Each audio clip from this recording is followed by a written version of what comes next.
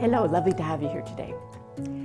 This morning I want to talk about jealousy and envy. And let me ask you this. Do you think that these words are the same?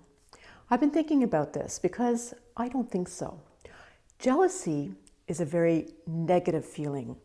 It can bring violence, it can bring hatred, and it's usually based on fear. Well, envy may not necessarily be so. You might be envious, for example, of your boss. But if you're envious, you can do something about it. It could be stimulating for you to become like him, if you admire him, for example. And I'm thinking about my son when he was a little kid.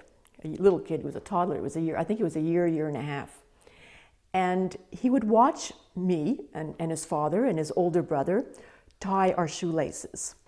And he would also try to do the same. But, you know, he knew what he had to do in his mind, but he didn't have the dexterity to do it, and he would get very frustrated. But he would try, and finally was able to do it. And he actually was tying his shoelaces a lot younger than most kids his age. But that envy was a positive motor for him. So I'm not quite sure that jealousy and envy are the same. I think that we can build on envy, while jealousy is really something very destructive. What do you think? Do you think that jealousy and envy are the same?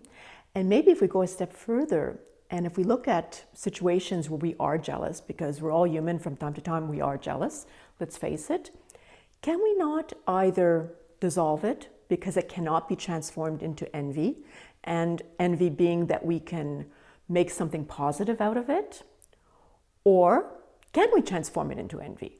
So there are two concepts. And I'd like you to think about it. And if you have any questions about, what you think jealousy is and what you think envy is, and whether or not we can go from being jealous to just being envious and making it into a more positive motor to do something good versus doing something destructive, let's talk about it on my Facebook page.